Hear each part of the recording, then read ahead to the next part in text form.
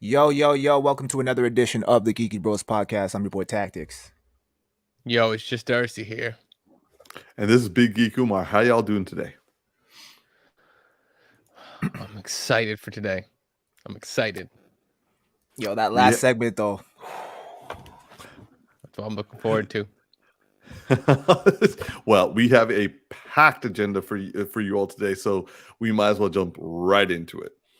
So, as we were saying last week, as was actually happening while our show was happening last week, the D23 Fan Expo was releasing a whole ton of information regarding everything Disney. That includes Lucasfilms, Marvel Studios, the works, and also, Disney in itself. So, noticeably, there were some backlashes, racial backlashes to certain things. We'll be covering some of those. I mean, we all knew the black Ariel for Little Mermaid was going to have a problem with some people. Apparently, it had a lot of problems for a lot of people. I think of like 1.3 million people disliked the trailer on YouTube just to make their point, get their point across. I mean, we were aware they were against it for racial purposes, but I guess they needed to make a statement. Anyway, so moving on from that one, the first of the trailers that we're going to be covering is the Star Wars Andor TV series.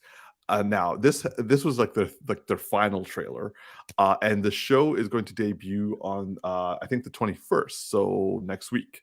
And the first 2 episodes have been dropped, and so far the preliminary early reactions and reviews have been quite positive. People have been calling this the adult, mature, dark Star Wars series that everyone's been asking for. It is completely devoid of all like magic, or AKA the Force. So no Sith, no Jedi, no lightsabers, just people being enslaved by the Empire and the beginnings of the rebellion against them. So the final trailer dropped, and I gotta say, it's still like my interest in this trailer. My interest in the show just keeps getting bigger. Like, to the point that I actually think that I may be disappointed by the series based off the hype I have for the series, which I never thought I would say about the Andor series, but here we are. I'm really interested to see where this goes. I'm really looking forward to seeing. I'm so excited! I hit my mic. I'm really excited to see like where the political aspects come into play, if they come into play. I'm looking forward to seeing the on the ground views of what it was like to be under the Empire's thumb and rising above it. So yeah, I got to say, me personally, I'm super excited for this. How about you, Darcy? Like, you're my fellow Star Wars lover. What would you say your excitement level, and what did you think of the trailer that was released on D23? Of all the trailers, is the one I forgot to watch. But on the plus note, I actually am more into Star Wars, so it's not really like a real problem for me. I'd already seen the prior ones, and I'm generally like intrigued and excited for it. As I was looking at the pictures that were up on the last slide, when I forget, Umar, what's the name of? It's not the X-wing. What's the Empire's like fighter ships that they use? The black Star ones. Destroyer? Oh, the TIE Fighters? The TIE fighters. I was just thinking TIE Fighters. TIE Fighters, yes. I was like, you said it with a slight, and I just try to mimic. My bad. So I was thinking about how, like, when you said there's no magic or no Force, right? Having the scenario where, like, when you have a Jedi and a TIE fighter's coming down and shooting, you're like, yeah, I mean, I know we at risk, but he'll Force bubble it, and then when they're not there, it's like the sound of that thing is actually really intimidating. And so the idea of a show where like you can feel the weight of a lot of these things is more exciting, and feels like it's just going to be like a good, like the potential of this is that it's going to just be a good another people in, you know, the universe and space fighting for their survival. I don't want to say Battlestar Galactica because it's not really a good comparison, but just the idea But it of could like, be. yeah, but just the idea of it being like, you know, weighty and you know, fighting and surviving and trying to thrive in difficult times in space and what all that means. You know, I look forward to hopefully it being along those lines. So yeah, I'm overall generally excited. I'm gonna watch it when it comes out. T, we all know that you are a fan specifically of the Force and lightsabers. So this sounds like this this series has been specifically crafted to not make you want to watch it. So I'm kind of interested. What do you think? So I'll be honest with you, I literally just started watching the trailer just now. I just finished it. So My man. I was trying to listen to you guys at the same time, so I had it on mute. So I don't really know what the storyline's about, but there's a lot of action from what I can see, which looks pretty cool. But yeah, you kind of said it. I'm more into like the Jedi storyline, and the usage of the Force more so than I am with like anything that has to do with Rogue One. So yeah, I don't really know what to expect with this show. I guess for me, I'm kind of banking on what your general feedback, both of you guys, think about the show overall, and if you guys are talking about it heavily, and I mean, you guys by now know, kind of have a feel for what my taste is, and so if you guys say, "Yo, you got to check out the show," I think you'd really dig it. Then, you know, I'll take that at face value and check it out. But aside from that, I mean, yeah, I got nothing, man. I'm sorry. No worries, man. I think what we'll do, I think this will be another situation where Darcy and I try to pitch a show to you, or like how we all have at one point or another tried to pitch a show to one of us.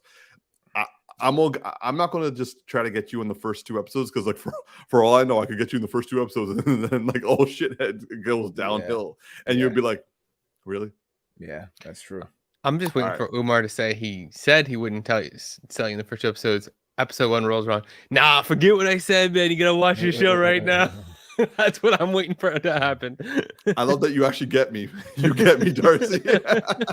Episode 1's always a hard sell. That's always true. a hard sell. That's true. All right. Well, then moving on to our next trailer, which comes at I'm not going to lie, I did not know this thing was happening. D23 released a trailer for the CGI animated Star Wars Tales of the Jedi TV series. So I think it's from the same animation the same animation as Bad Batch and also Clone Wars, and it is apparently like they got the Liam Neeson to come. Liam Neeson's. I'm trying to make a reference to Key and Peele. I failed that utterly, so I'm just gonna move on and live in my embarrassment and cry myself to sleep. Anyway, so this is going to be a series that's going to follow like short stories of the Jedi. It's like an anthology series where they show the Jedi well before Anakin showed up, and it's going to have like a young Qui-Gon Jinn, a young Count Dooku. It's going to have a whole bunch of other like people like Mace Windu also, who will be young.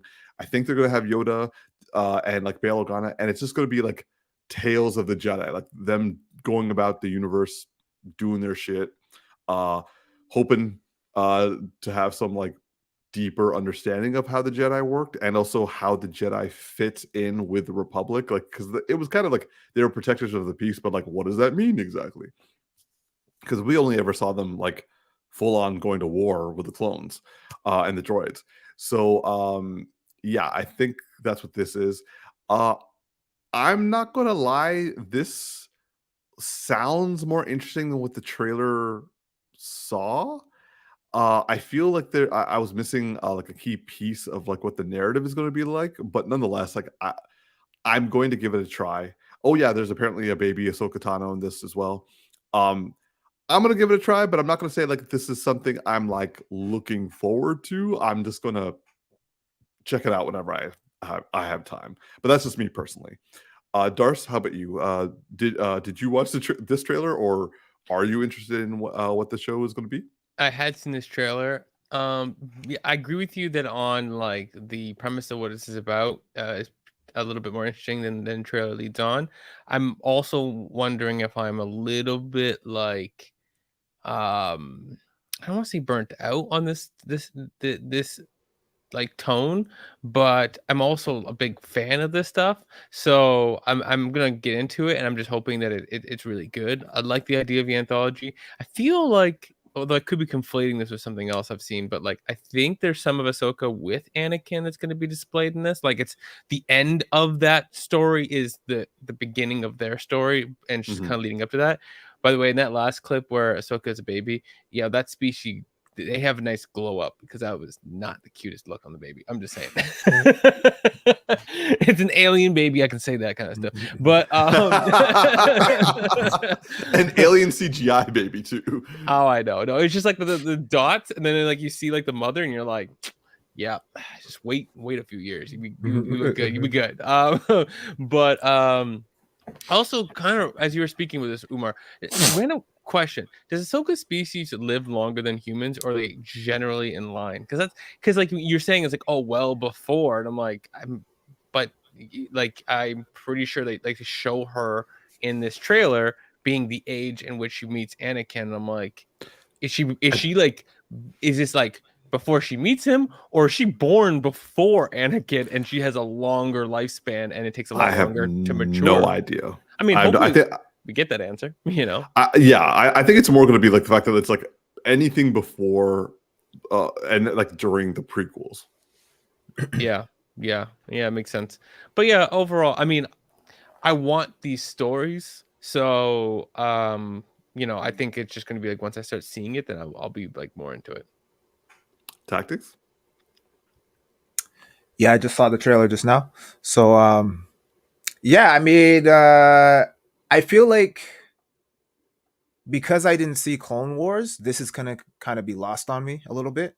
I wouldn't be surprised. Yeah, so I can't really say that I'm all that excited to watch this, and I feel like I'm gonna be kind of lost because I'm I'm I'm obviously I'm familiar with Qui-Gon Jinn and the alien chick that Darcy just mentioned. I've seen, yeah, I've seen her pop up here and there, but I don't think you'll be lost. I mean, well, I'll let you guys decide that, because I'm sure that you guys are going to check this out as well. But yeah, I honestly, in regards to all the other shows I have to get caught up on, I think this is going to be like deep last on the bottom of the list, to be honest. So I thought Andor would be.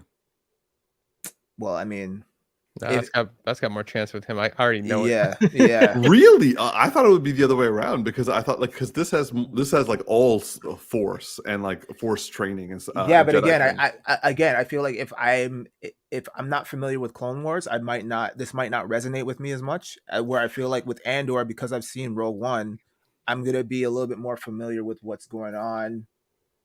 Okay, I can see what you mean. I would say that my only counter argument would be that I haven't seen all of Clone Wars. I've only seen certain story arcs, and like for me that was enough, because like I didn't really want to see like a whole bunch of like different like stories about different Jedi randomly during the Clone Wars.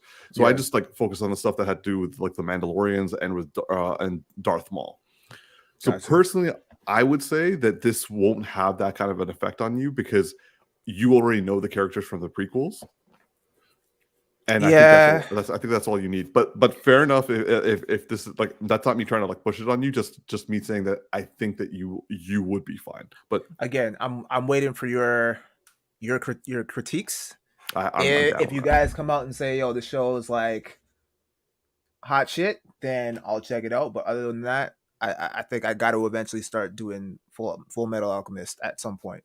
Please, God, for the love of God, yes. So yeah, Umar, let's let it slide. He ain't gonna watch this anytime soon. You know, this is how it is. Okay. Okay. All right. Moving on more ways than one. So, the trailer, finally, the trailer for The Mandalorian season 3 got dropped at D23. Now, I will say that this trailer didn't really tell me much. I thought it would have a lot more involved to it, but like it just I was happy with it. I was excited to see it. It's got me back into being excited for watching The Mandalorian season 3. Clearly, there's going to be a huge focus on Mandalore, on itself and other Mandalorians, and and all that sort of stuff. And looks like they're stepping away from the Jedi stuff, which I'm not gonna lie, I'm actually kind of happy for, because it's nice to see almost like a return quest back home to the original lands of Mandalore. So I'm excited for this. I also like the fact that they didn't tell me much. Yeah, like seeing this made me go, ooh. So, and also having Grogu and Mando back together again is pretty awesome. I'm looking forward to seeing where this story goes. And I'm actually kind of glad that I don't know a lot of, I can't really guess where the story is going. So I'm all for that. So yeah, for me, I was already gonna watch season 3. It's not like they needed to sell me very hard, and the trailer kind of made me feel that they're like, look, I know you're gonna be watching, so I'm just gonna give you some bare bones stuff. But let's face it, you're gonna be watching, and I completely agree with that. So that's just me personally. I can't say that there was anything particular that stuck out with me, because I'm seriously, just I want to drop it on Disney Plus already. How about you, Darcy? What did you feel? How did you feel about the trailer? I mean, yeah. I mean, it's a teaser, a good long teaser, but it's giving me all the stuff that I need. It's letting me know there's another season coming, which is fundamentally all I need to know.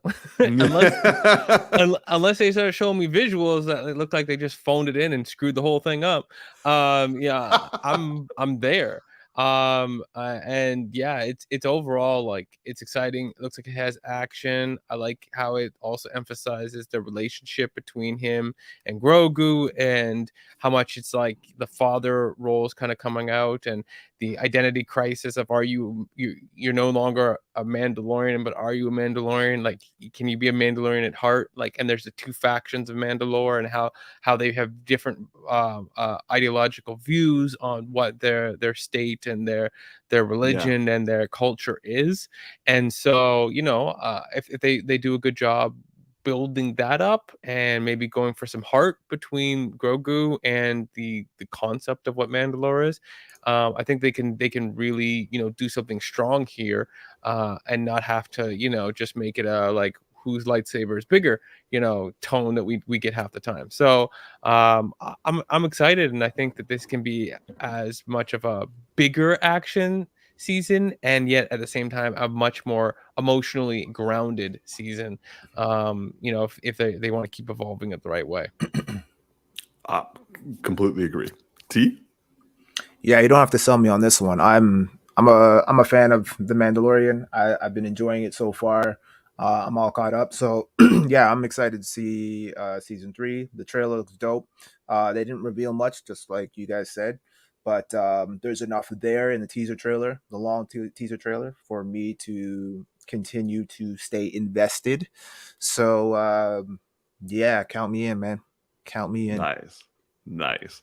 All right. Moving on to our final trailer reaction, which is one that I was very much looking forward to. So D23 dropped the Secret Invasion trailer with our man Nick Fury, Samuel L. Jackson coming back in tall order. It looks like the invasion of Earth by the Skrulls has already happened, as opposed to is happening. The trailer showed that Nick Fury returns to Earth. He meets up with Maria Hill, and he meets up with Talos, and they're working together. Olivia Colman is in the show as Fallsworthy. She's like a British Nick Fury of sorts. And Martin Freeman as oh my god, I'm forgetting his name right now. Everett Ross is in there. We got Emilia Clarke, who they didn't really explain who she was, but she's in it. Don Cheadle is in it. Like I'm just saying, I'm really glad Don Cheadle is like all over the place. Like they showed him in like, yeah, he was only in one episode of Falcon and Winter Soldier, but he was there. He looks like he's prominent in this one. And also he is going to be in Armor Wars. So like Don Cheadle's like killing it right now in the MCU. But yeah, like he looks like he is a senator now. Because or he could be working for the White House because he no longer is in military uniform. He's in a suit with like a American pin. And I feel like there are other things that happened in it, but like I'm all for this trailer, especially the moment where like Talos grabs one guy and like literally the entire room turns into that guy to be like, yo, bro, drop him. So yeah, like I'm excited, and it looks like it kind of has, and it could be just me, but it looks like it kind of has the Falcon and Winter Soldier / a Captain America Winter Soldier feel and like style of it, like the political thriller / like superhero aspect going for it, which that just gives me a geek hard on every single time. Sorry for the use, but like it's true. Sorry. Darcy's like, no. Don't need to think about that. But yeah, nonetheless, like I am all here for this trailer. I am all here for this show. If it's not going to be good, I will be devastated. But yeah, that's just me. Apparently, I got my hopes high.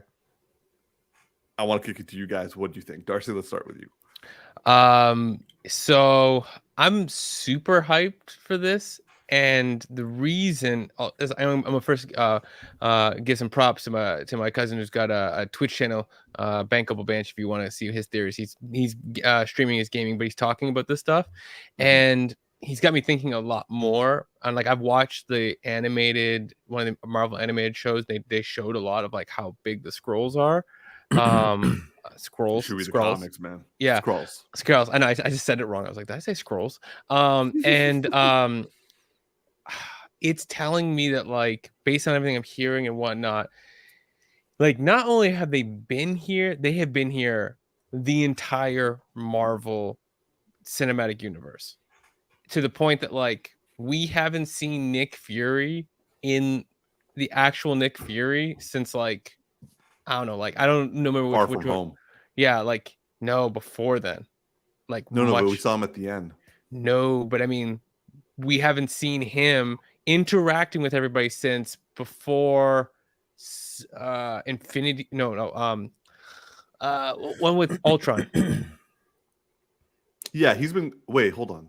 No. He's been. Oh, you mean since the scrolls have been here since Ultron? You're thinking? No, before then. But the point, the thing is what's got me really interested is that like Nick Fury hasn't been the real Nick Fury hasn't been around for a long effing time. We've been seeing scroll versions every time we've been interacting since like the first Avengers is like the last time, or somewhere in between the first Avengers and like Age of Ultron, I think it was. Where he's been constantly scrolls. There was I forget which movie, it might have been Civil War or the other one, but my cousin was referencing this idea that he made a statement that they said, well, when we see you, and he's like, you'll see me everywhere. And that's in Captain America Winter Soldier. Yeah, and that wasn't like just a quip. He was literally meaning I am actually everywhere because you'll keep seeing scroll versions of me.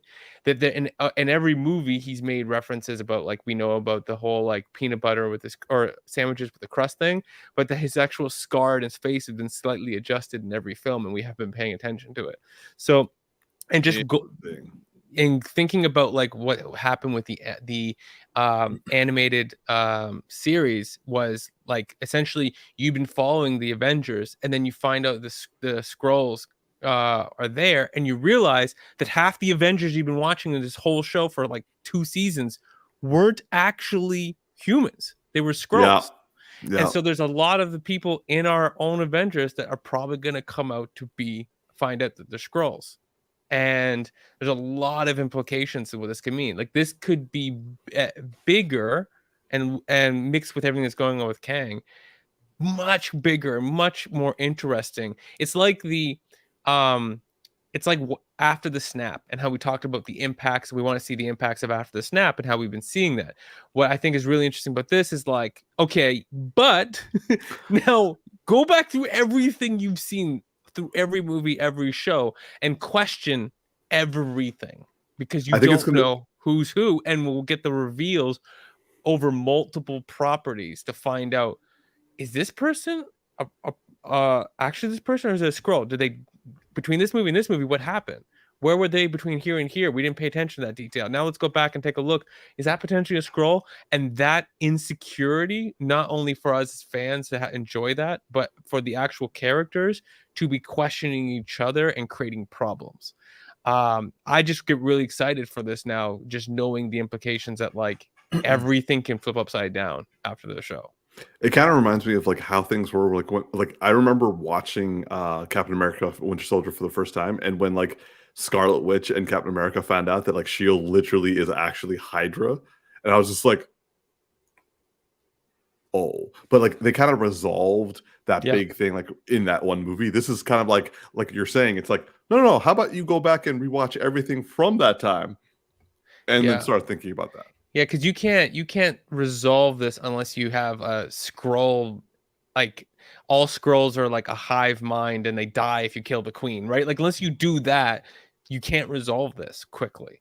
And there's good scrolls and there's bad scrolls, and so like what side are they on, and who's doing what, and are you actually interacting with, like, it's just there's so many questions of it, and like I don't want to call them insecurities, but like the skepticism.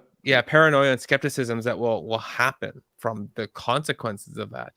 And so that's just, and then there's those also horribly named super scrolls, the ones that can inherit superpowers, and then the ones that most of them can just impersonate a person, but then there's ones that actually can in their genes work in a way that their powers.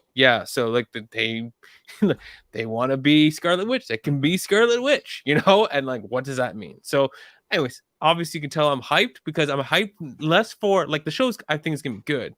It's the implications that the show opens up in the MCU and tells me that like they've been planning a lot. We've been feeling a lull, but they're not done. They're not checking out. They're setting up for this, mixed with like the craziness of Kang. It's gonna be something. Yeah. How about UT? I mean, hearing how passionate Darcy is about what's to come has piqued my interest slightly. As you know, kind of my views regarding some of the Marvel shows have been kind of underwhelming, to say the least. So I don't know. I'm still reserving judgment in terms of this, but based off of what Darcy's been saying and the opportunities for them to kind of go to backtrack and kind of revisit some of the previous movies and intertwine some of these movies or the scrolls into particular scenarios that we thought went one way but really went another way, so it's kind of like a misdirect in a way. I think that could be really intriguing, similar to what they did with Endgame. Not so much in that regard, but like when they went back in time and you got to see them go back to like Attack on New York and do things a little bit differently. I think it'd be interesting. I really enjoyed that. And then like how like the Hulk went to go see what's her name? The ancient one, yeah. So seeing elements of that and revisiting that from a different perspective is always fun and interesting. So I feel like this show has the opportunity to kind of do that. And then with these super scrolls now, if they start to interject those into the mix, that could be really interesting, because then it gives opportunity for potential like heavy hitters or old players to come back. Maybe Robert Downey Jr. might make an appearance or something like that. You never know. Captain America. So but I think that'd be pretty.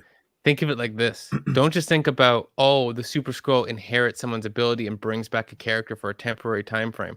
Mm-hmm. What if someone like Black Widow was actually a scroll the entire time, the version we saw? What if the original introduction of Black Widow was the first time we actually saw her as a real character, but then the next time she comes on screen, it was actually a scroll, and the scroll was the one who we saw do everything to the end game, and the real Black Widow was the whole time was actually with Nick Fury on a spaceship, not on Earth. And then all of a sudden she comes back, but she's Mm. a different version because she had different experiences. That's the real one. Ah, There's things like that. yeah, Like I'm not yeah, saying that that's going to happen. I'm saying yeah. think of the implications of stuff like that, where it's almost like multiverse, but it's Mhm. not. It's just a different person playing out experiences throughout several films that we had seen, and now you have to question everything. It's less like, I'm going to show up and pretend to be this person so we can get, this actor back. It's more like this actor could come back because fundamentally what we saw wasn't them the whole time. Yeah, Or yeah. wasn't them for these 2-3 films that were very critical and why they're no longer in the MCU, but that they are. And so it's like it's just a very big set of things that can and could have happened, that it's just they can do a lot with it for a very long time. Let me ask you this though, and this is a question for both of you guys. So, do you think that, like, I like that theory, but do you also think that it kind of cheapens the effect of, or the weight of what happens when we lose a person in these franchises? So, like, for example, if they were to kind of revert back and like undo that whole death with Black Widow or even Iron Man for that matter, do you feel like it cheapens the overall, like, weight of what that scene kind of delivered? Okay, I would say personally that I think they're going to stay away from the big deaths because I think they're trying to avoid what you're worried about, what you're asking. Mm-hmm. But this has happened in comics all the time. No, yeah. So, like, in comics, I would agree with you. It has cheapened it because there have been certain deaths that I'm just like, damn. And then they're like, oh, by the way, that was a Skrull. And it's like, oh, for fuck's sake. So, like, comic book wise, it's been done to me so much that I'm just like, yeah, okay, carry on. With the MCU, if they showed that, like, Natasha was a Skrull, or that Tony, no, let's just use Natasha because Darcy used her as an example. If that happened, I would be like, so did that Skrull like love humanity so much, or like did it want to save its people so badly that it just decided to like do like I guess, but like I would have more questions that would kind of be like, they need follow up because us leaving by ourselves with it, it's like not able to put that together. But like if it's something along the lines of, okay, for example, because we saw that Rhodey's in the show. What if Rhodey was always a Skrull from beginning, like from a certain point? Like, let's say, okay, would be hilarious. But what if Terrence Howard was actually the original? I heard that theory too, yeah. And then Don Cheadle is literally a Skrull from the moment. I'll be like, oh, okay, that was a bad example because now I want that to happen. Yeah, he shapeshifted into another black guy. He just forgot one day. But so I want to circle back. I was like, I mean, well, that's amazing, but I'm like, Go on. we could do too much with that. Going back to the Natasha, the reason when I pulled that off of my head was because there was something logical in that. Now, to answer my version of to that question that Tactix asked, I think they can only do it once. If they were going to do a heavy hitter, they could only do it once. And the only reason Natasha made sense to me because it had to do with Nick Fury. Like, it would make sense that Nick Fury would take her with him at some point because she's so elite and she's so reliable. Right. And so, if he needs somebody he could trust, he knew it would be her. That kind of a thing. Him and like Maria Hill are like people he can trust. Right. And so, and we've seen that in like, which one was it? Winter Soldier, where like he did a ruse and she was the only one. Right. So, and if you were to do that, you would have to show that the Skrull who was inhabiting her through everything, like he was, playing her role. But I think you could tell that story very well if you showed what happened between Infinity War and Endgame, and how Natasha was never emotional, right? And how the Skrull was emotional, how the Skrull was emotionally impacted by the devastation of Infinity War and was willing to do any sacrifice. Right? Like any being who survived losing half of the universe is going to be completely willing to sacrifice themselves to bring back the other half. It's not about at that point whether he's the scroll is Natasha or not. And like, am I sacrificing myself for Natasha? No, the scroll will be like, I'm sacrificing myself for all of my family and my species that have been wiped out. And so you could actually make the argument that Natasha is alive and that scroll did everything in its power to move things forward. And that would be the one character that I'm not saying, I don't know, part of me wants that to be, because it's like, I want to see Scarlett Johansson come back. I want to see her do more. And of all the ones, I don't know why she's just like one that I want. Like Tony, I'm good with that right there. I do want Captain America to come back, but I'm good with Tony. Like Robert Downey Jr. did like what he needed to do. I don't feel like we need to see more than like a cameo or something, or him in like a hologram. But yeah, anyways, that's just my thought. They could do it once, and there has to be emotional weight, because you could show the scroll side of that pain. Like everyone leaves the room after, like, when Natasha was emotional and Cap comes in with the sandwich thing and makes a joke and then leaves. What if after everyone leaves, it switches to the scroll and you see even more emotion out of the character, and you show why it's sacrificed, or and then you get it right. But again, I think you can only do that once. Yeah. Mm-hmm. Good question, T. All right, so I guess we'll find out what how the Secret Invasion goes for all of us. But yeah, I'm with you, Darcy. I'm all in. So moving on to our next topic. Now we're moving out of the trailers and now into the announcements that were made by the D23, and this had to do with Daredevil, the title being Born Again. Now, that's a great picture, T. I haven't seen that one yet. Nice. Is that fan art or is that real? I don't know. I think I will say it is real or fan art. Actually, I don't know. But I feel like it might be fan art, just because I don't know if Disney would promote this particular photo. Yeah, I was thinking that just now too, because I was going to say like it's just an official preview, and then I'm like, wait, there's a lot of blood in this one. Yeah. So okay, we've been hearing. We knew this show was coming. We saw Charlie Cox and Vincent D'Onofrio at D23 promoting this. They're really excited because they're excited working together again. It was described by Charlie Cox that this he hasn't seen the script yet.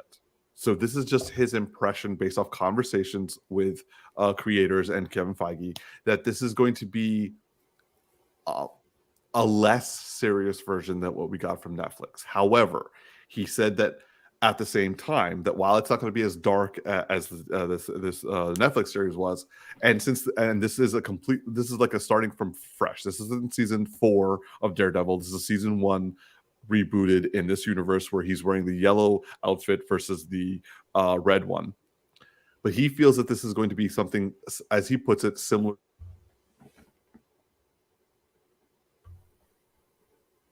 Did his mic just cut out, or? Yeah, I don't hear nothing from him. Yeah. You hit the top, Umar? You have like that mute button on that mic if you touch the top of it?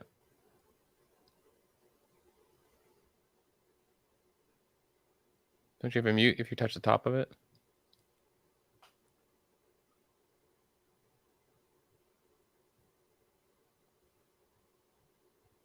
Oh, man.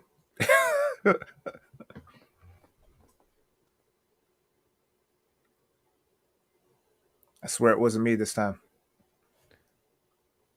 It wasn't me?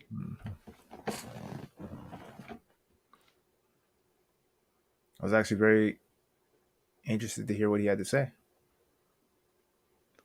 I'm also just looking up pictures of the yellow suit, Daredevil suit. I'm more a fan of the red. Yeah, I'm not super sold on the yellow suit.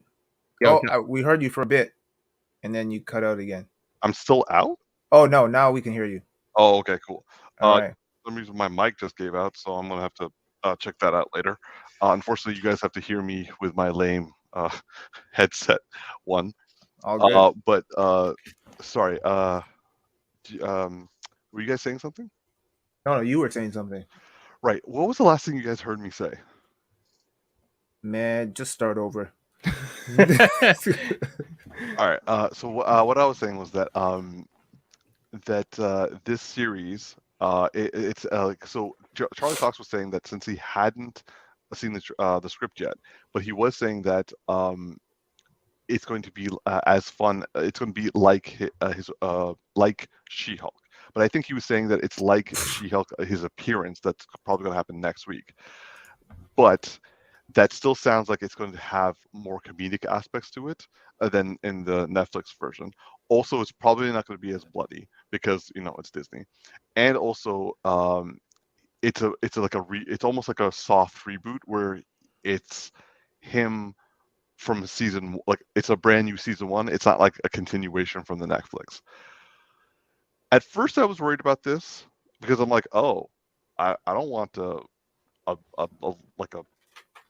happier Daredevil. But then he was also saying, guys, like this, like you have to understand, this is still Daredevil, so like it has to follow the comics. So I thought about it, and one show so far on Disney Plus that has come out with the MCU stuff that makes me think that it could be along that lines is Falcon and Winter Soldier. Now, granted, that was a little bit more political than I think this was going to be, but like in that they showed blood. Not as much as they did in the Netflix series, but they actually showed it there. Also, there are some serious like dark tones in that, but it also had the jokes between Anthony Mackie and Sebastian Stan being Falcon and Winter Soldier. So I think it's going to be something along that where they've actually tackled these very important, serious topics, and also Vincent D'Onofrio and also Matt continuing their rivalry as Daredevil and a Kingpin. Hopefully they get the rest of the cast back, or they may get new cast members. We'll find out. But I was momentarily a little worried by Charlie Cox's announcements. However, the fact that he said he hasn't read the script yet leaves me with hope. But that's just me. Like that's just me. And also, I'm like, you can sue me. I want more Charlie Cox and Daredevil and like Vincent D'Onofrio and Kingpin. So like I'll take it in whatever form. But while we're not going to get as dark as we got from Netflix, I think we're going to get hopefully as good.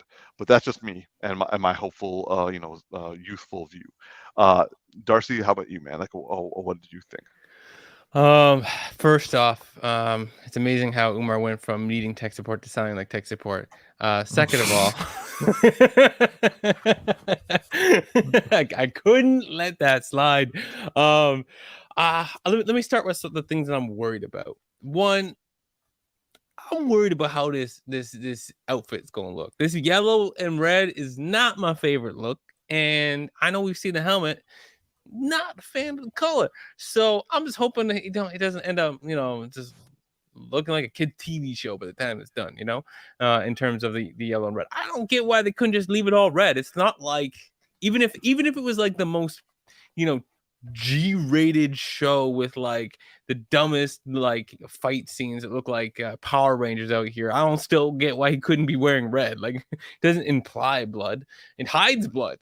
So I just don't know why he it's all right, Umar, you don't have to get the microphone working. I just get a chance to tease you, that's all. But so I'm a little bit worried about the outfit just because it's not my color preference. I have a great image I'm going to send you guys in WhatsApp that you can see. It's just the worst color combination someone's done of the yellow and red.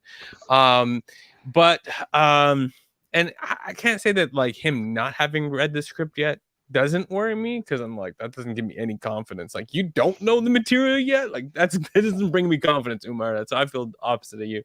However, where I feel better is that, one, we've seen like the light tone we got to see in Far From Home, right? In terms of him interacting with Spider-Man, and I'm totally fine with his tone, because like there's been moments where it's been funny between him and I'm forgetting. Happy. What's that? Happy. No, I was gonna go with his buddy Peter? in.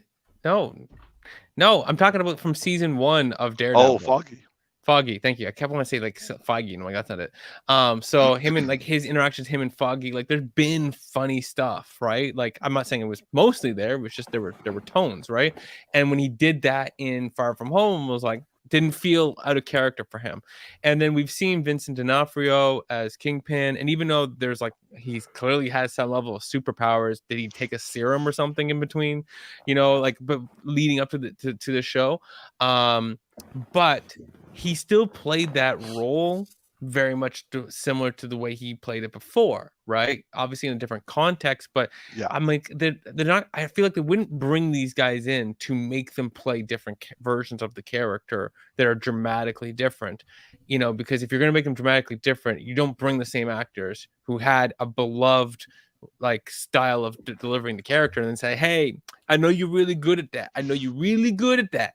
I just want you to do something else over here. Not related, you know, same name, but totally different thing. So I feel like they have to keep the tonality similar. But obviously the, you know, storytelling is going to be a bit different. So I'm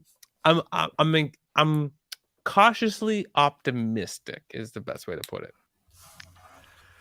T. Yeah, this is disappointing to me, honestly. The news about I agree with Darcy, like him not reading the script kind of concerns me because at this I don't think point, there's a script to read though. It's not like he's like avoiding reading the script. no, I'm not saying that he's avoiding reading the script, but the fact that there is like just like you said, if there is no script or whether whether there is no script or he hasn't read a script, the fact still remains that just because he's speaking highly of it doesn't give me any vote of confidence because what else is he going to say? You know, like if you just got hired for a job, you're not going to shit talk it if you really want the position. You know what I mean? So like him, like I'm at D23. They anytime, can't like, touch me. no, the thing is, like, anytime, like, you know, you see like guests, like, or celebrities on like guest talk, like late night talk shows or whatever, and they're like speaking highly of the film before it's released, like that, everyone's always like, oh yeah, he made it sound so good, and it's like, of course, what else is he going to say? Is he going to say, oh, it's shit, but you know, I still got paid? Nah, like he's going to promote it until he's done with the film completely, and then he's going to be like, yeah, that wasn't my best film. You know, so Yeah. that doesn't really give me any vote of confidence at all. So there's that. Umar, you mentioned the tone regarding Falcon and the Winter Soldier, and to that I'll say the thing is, at least on my end, from my perspective, I had no idea what to expect going into Falcon and the Winter Soldier. I had no idea what kind of show we were going to get.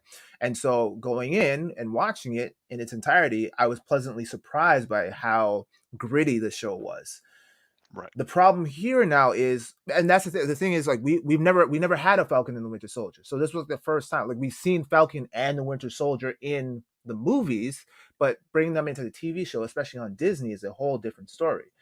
With this, we already got an iteration of Daredevil, right? So the tone had already been set. The expectations are already high. And now we're going to be getting a watered down version. That's like going from Honey Nut Cheerios to regular ass Cheerios, or like Fruit Loops to like Fruit Circles. You know, like it just, or just circles, or just Fruit circles, colored loops or some shit. Like, you know what I mean? Like it's just that sounds like the racist guy cereal who's trying to like make money off of the black people. Come on, Negroes, enjoy your color loop. Oh man, yeah. So yeah, I mean, there's that, and so it's kind of disappointing the fact that we're not going to get a continuation, especially considering that season 3 of the Netflix Daredevil show left us on such a great cliffhanger with the setup of Bullseye. Which, I mean, I'm sure they could, if they wanted to, bring a character like that back in, but obviously it's not going to be a continuation, so it kind of cheapens the thrill a little bit. So yeah, there's that, man, and it's just I'm the one good thing to come out of that is that they're keeping a lot of the original, well, at least Charlie Cox and Vincent D'Onofrio, they're keeping them as their respective characters. So I heard there's rumors that they're also trying to get the guy who did Bullseye as well. Okay. I mean, that would be good too, but again, because since it's not going to be a continuation, it's like, well, okay, cool. And on top of that, it's going to be a lighter in tone.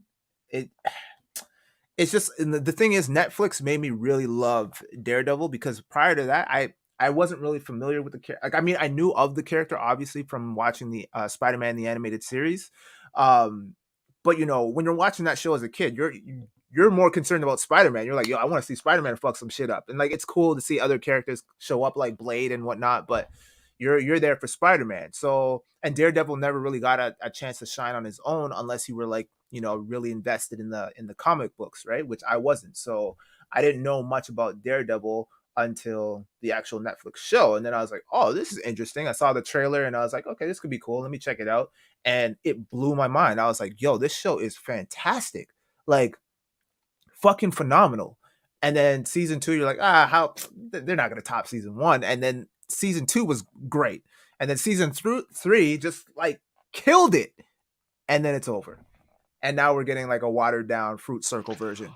Hold on. Okay, so It sounded wrong in a completely different way when you said that. I forgot what I was going to say. Sorry, my bad. Yeah. They'll do it to you every time. Watered down Fruit Circles. But yeah, I'm not super excited about it. Okay.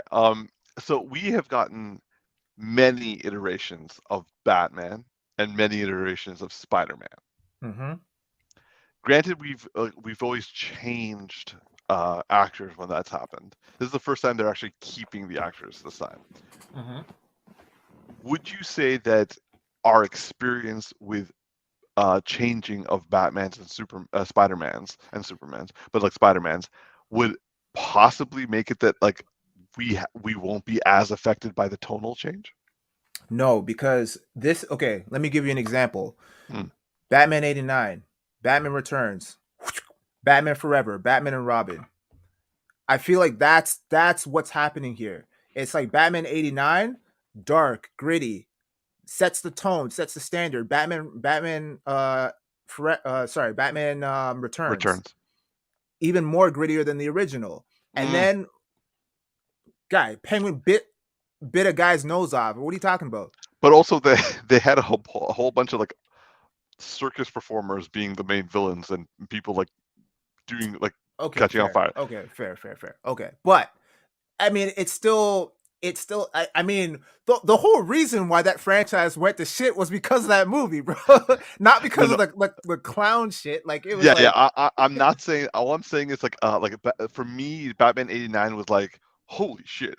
Batman Returns was kind of like, I mean, Batman threw a guy in a sewer with a bomb, the bomb attached to himself. Okay, like I'm not. cartoon. I'm not saying that Batman Returns was a better movie. I'm just saying that in terms of like the dark undertones, like gotcha, that, okay. Like, you know what I mean? Like, so they still kept it within that same wheelhouse, okay. And then they go to Batman Forever. So it's like I'm not saying that this is going to potentially be the case with this as well. It's probably not going to be nearly as bad as that, but that's kind of like comparatively what I'm envisioning in my head, in the sense of like, we've already set a tone, and now that you're creating a change, it's like you're going down in tone. And okay, so maybe a comparable thing for us all to relate to then would be Turtles.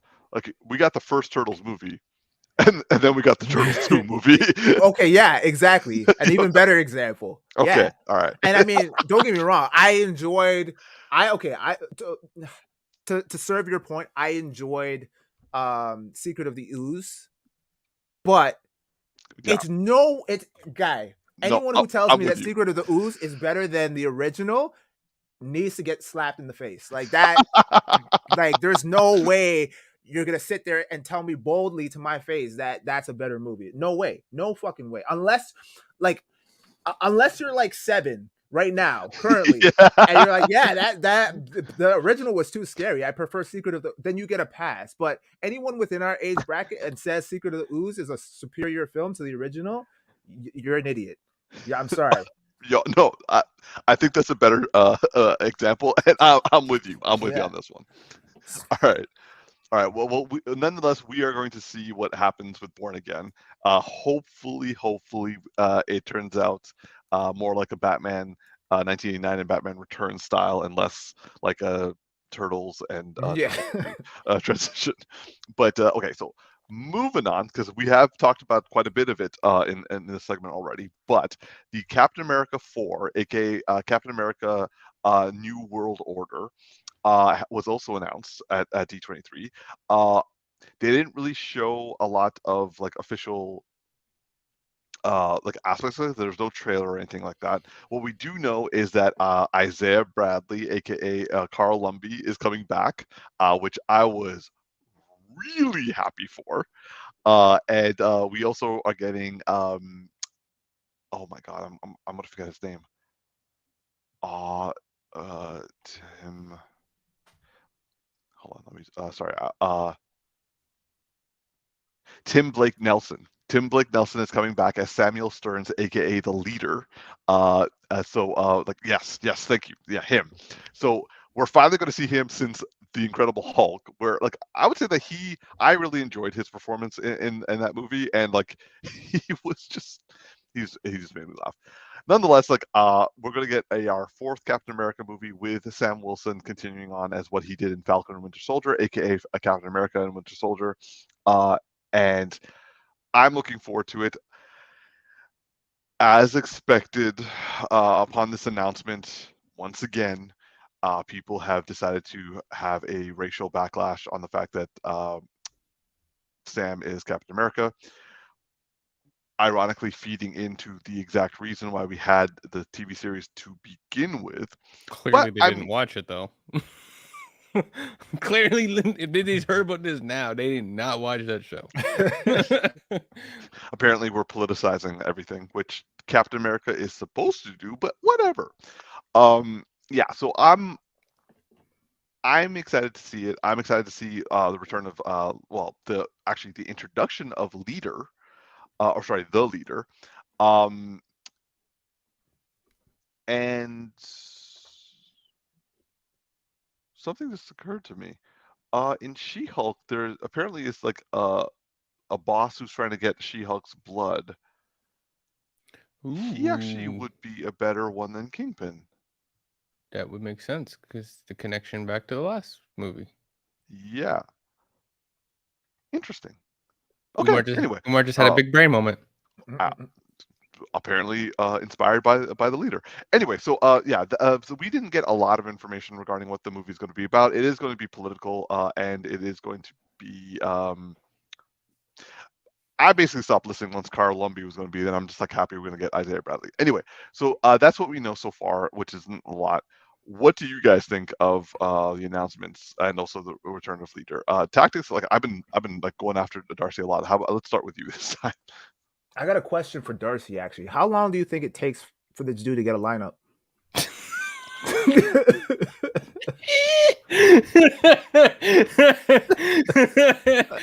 Like they walk in like, no, you gotta book 2 cuts, my friend. You gotta book 2 cuts, okay? Like, normal 45 minutes with the beer, but nah, yo, hour and a half, 2 hours for you, bro. Like, damn. They like need to like get you in the chair, then drop the chair down like you're a kid, just so they can get around the head. Oh man, classic. Oh man, God, that was great. Go on. Yeah, I mean, to your point, Umar, about the representation and the change, it seems like we're getting a lot of that today. Not today, but like in general, like with the with the Little Mermaid thing, and I'm sure I think we've had that. We've had complaints about Black representation. Yeah, like it's been like especially this month. We've in the last 2 months, it's been Little Mermaid, Captain America, House of the Dragons, and also Lord of the Rings. Yeah, and I think at one point it was like Black Superman. Black Superman, yeah, like back like a while back or whatever. This was and also I think there's the Black Batman like last year. Was that like Batwing, or they were trying to make Bruce Wayne black? I think because we covered it, it's like they announced that they were going to do a comic book series where like Batman was black for like in the modern age, that I vaguely remember in one of our previous episodes, but like Yeah. basically people are just not happy. And also the actress from Nope was saying that like she kind of was hoping she could get cast as Rogue in X-Men. Rogue, yeah, I saw Yeah, that. and like Yeah. and people flipped the fuck out on that one too. I'm like, guys, she was just saying she would like the job. Like, let her apply for like from jobs. Like, I mean, Umar, that'd be interesting if like what's his name? Gambit? Denzel and Giancarlo Esposito, they became I was gonna say Magneto and Professor yeah. X. Yeah. Because that'd be a lot of black. There'd be a lot of black. So anyway, like aside from the racial backlash, Yeah, I mean, I didn't think we necessarily needed a Captain America 4. I enjoy Sam as Captain America. I do admit I miss Chris Evans as Captain America though as well. Yeah. But this is an interesting take, and I'm open to seeing where they take this. I know it's going to be tough. He's going to get a lot of backlash, but I feel like they've covered that very well. I mean, granted, they could have extended it a little bit more, but due to COVID restrictions and stuff like that, they were kind of hindered on that front. But I felt like they addressed that transition fairly well, and so going forward, I think this can be a really impactful movie, kind of in the same vein as what Black Panther was for the Black community. This could be kind of a very similar thing as well, especially considering that it has a lot more hurdles to get over, considering that like he's filling the shoes of a white American, right? So I think that's going to be an interesting hurdle for Sam to kind of get over, if that is one of the things that they continue to explore going forward in Captain America 4. But I enjoy the fact that they're bringing back the leader, because I felt like I was like I'm not super familiar with him, but I know enough. Well, not to say that I know enough, but I know of him. I'm familiar to a certain extent, and when they set him up and then they didn't do anything with it, I guess at that point they were still trying to figure out what like the MCU and whatnot, and Edward Norton and that whole thing. Also the deal with Paramount and all that stuff. Yeah. So it's good to see that they're utilizing him and kind of continuing with that storyline. So I'd be intrigued to see where this goes. Kind of I don't know. I mean, I'm not familiar with the comic book, so it seems kind of like an odd choice to throw him in the Captain America movie. Yeah. Because I always thought he was he was a Hulk villain, but yeah. I mean, MCU, I'm sure they know what they're doing. I mean, they've had a pretty good success rate so far. So yeah. Overall, yeah, I'm about it. I'm curious to see where this goes. So yeah, count me in. Darcy? All right, strap in. We got a few things to go over here. So, number one, Umar, as you stated, let her apply for the job. Welcome to how systemic racism works. I know. Welcome. They don't let you apply for the job. So, so one, I actually feel out of the gate. Am I excited for this film? Not yet. I have no information, right? Like, it's just not enough here. However, I think it's actually really important that they do this film for a couple of reasons. One, racist people don't watch the show, clearly, so they need to be introduced to this character. But two, many other people haven't watched the show, and you can't have him go from he was in the show, no explanation, and then boom, he's just Captain America. You need some kind of film that cements him and grows him bigger and makes you feel like he's Captain America, because we ended with it feeling like he's becoming Captain America, but we don't feel like he is Captain America yet. And so we need something to cement us. And what does this version of Captain America mean? Otherwise, if he just shows up and starts fighting, we're not going to look at him any different than the sidekick he was in every other film. Yeah. He won't look like a leader to us unless we see it. And so that has to happen. And there's one thing I'm hoping for with this movie that I had a thought while we were going about this. I really just don't want them to want to Maximoff him into this film, right? Like in terms of like not so like you had like Multiverse of Madness, and it was like, hey, if you didn't watch that show, good luck, right? And by the way, if you haven't seen it, there's a guy on YouTube, the Drunken something, I forget what his name, but he did a rewrite for Multiverse of Madness. That was like his limitations was he couldn't just completely rewrite the story. He had to use everything that was in the film. Yeah. And he did a re-edit in terms of story, and it was like, this is a good film. What? Like, this is what you should have done. But considering how much time there is between the show and the movie, I feel like they can actually do a better job of like, you know, connecting things and being like, hey, you didn't see the show, but here's a couple of things here just to like let you know, to catch you up, you know, to let you know the tone of the show. Otherwise, like, who is Isaiah Bradley? You know, like, who are these people? What, like, there's no weight to it if you don't connect it. And, you know, it's like, yes, a lot of these people will have watched it, but it doesn't matter. You can't tell a story like that. You can't tell a story based off the consideration that somebody, it's like imagine you go watch Lord of the Rings and you're like, well, you know, you didn't read the book, so we're just not gonna tell you who the characters are. You know, like you didn't read the books, it's your fault. You don't know who this person is. We're never gonna say their names. They're just gonna talk to each other, and no one's ever gonna say anything that's like like super relevant. You're just gonna be swords and magic. That's it. That's all that's ever gonna happen. Like, just be dumb. Like, you have to catch your people up who are watching it, because it can't just be the people who know the source material. So I mean, not excited yet, but I feel very like it's very important that, you know, that they do this movie. Otherwise, he'll just be the dude that Ant-Man once smacked up real quick. So yeah, that's it for me. Okay.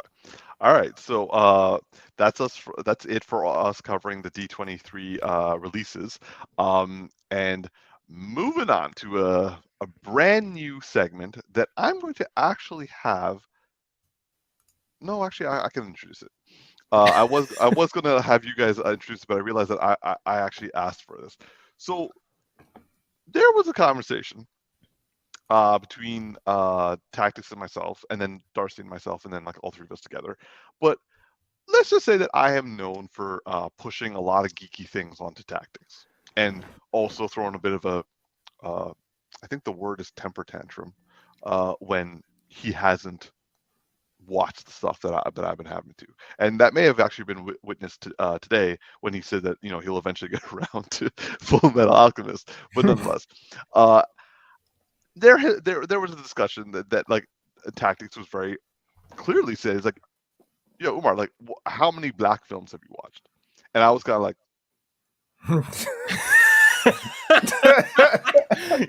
yo, you didn't do the homework for this exam your entire life. So, you know, I started listing off like literally, I don't think I actually was able to name any black films. I was able to like talk about like Fresh Prince of Bel-Air and My Wife and Kids, and like, you know, A Family Matters, and he was like, not films. Yeah. Even white people have seen those shows, bro. Yeah, exactly. Yeah, everybody knows Fresh Prince of Bel-Air, man. Literally everybody. So I actually went back and I was like, you know what? That's fair. And Darcy and I had a similar conversation, but like, you know, less of him like catching me out and calling me out, and more about like, you know, you should give them a try. And I was like, you know, actually, I wouldn't mind to. And so I just kind of was like, I do actually want to try something new, especially with the fact that like both of you guys like aside from having the Pakistani food and also watching Ms. Marvel, and it was when we were discussing Never Have I Ever, because like I got Tactix into Never Have I Ever, and I didn't expect that it would be successful, and then like we were kind of like going through that, and so as a result, I now want, as both of my bros have very actively and even on this show been introduced to my culture. I am just as happy as to kind of like be ingratiated in your culture. So this week I watched 3 movies of a long list that was sent to me by both of them. At a certain point, I was like, I may not have time to watch all these films, but thankfully, like I was able to hunker down and watch them. So we're going to start a new segment. We haven't quite got the name down right, but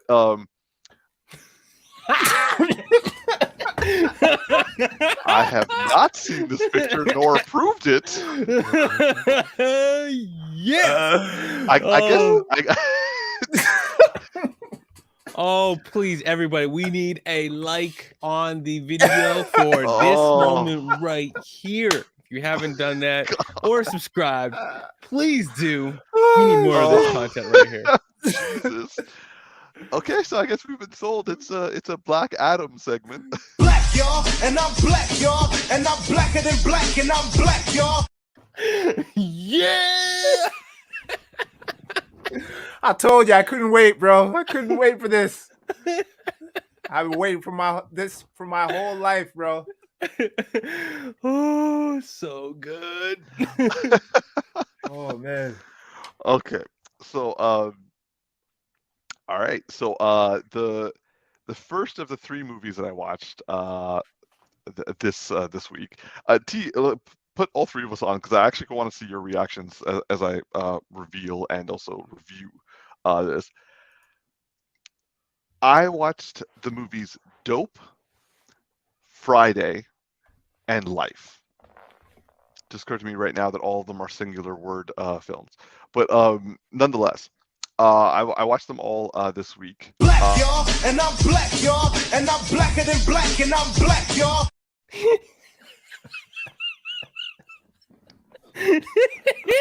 I will never say that. This is going to happen a lot. It's okay. You're invited to the cookout, Umar. Oh man, so good. Anyway, so starting with Dope, I think Tactix, that was your suggestion, right? Yeah. Yeah. So I watched this having not even heard of this film. And it came out in 2015.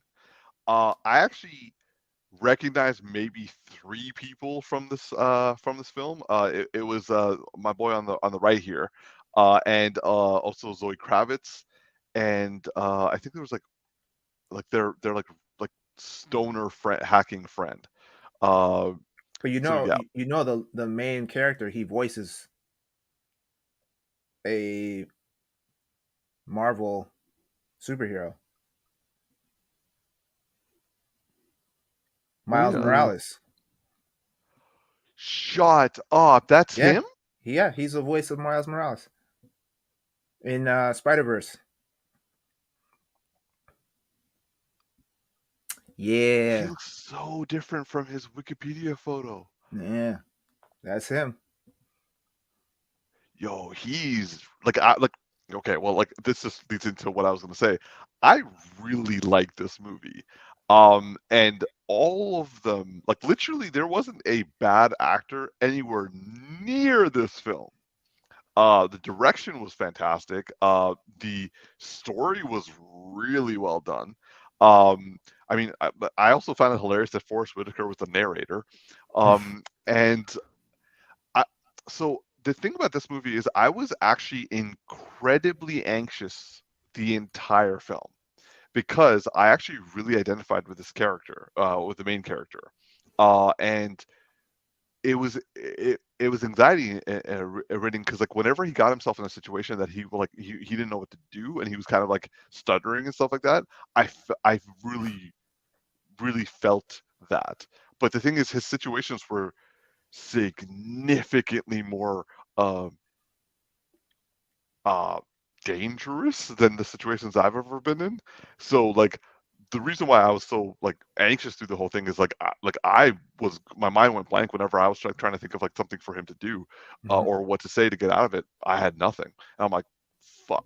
So like both this was I found it to be a funny movie, but I also found it to be a very dramatic movie. Like I actually teared up.